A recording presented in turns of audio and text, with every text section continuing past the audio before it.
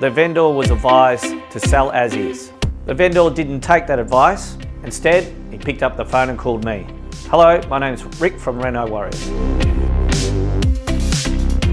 Okay, let's have a look at some of the features. We've opened up this confined area from the kitchen and we've made it as large as we possibly can for this footprint.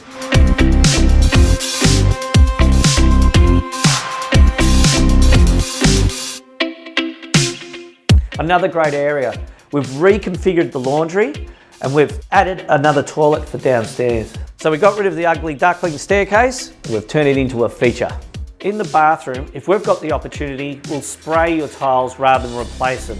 It's a lot more cost effective when you've got a property for sale. And look at the main bedroom now.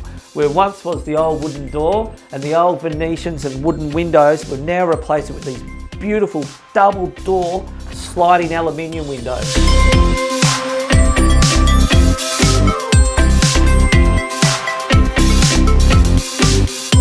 So we've got rid of the asbestos toilet, we've got rid of the clothesline. Suddenly we have an area we can come out here, a nice afternoon, have some drinks and enjoy the sunshine. Don't sell as is, look what we can achieve.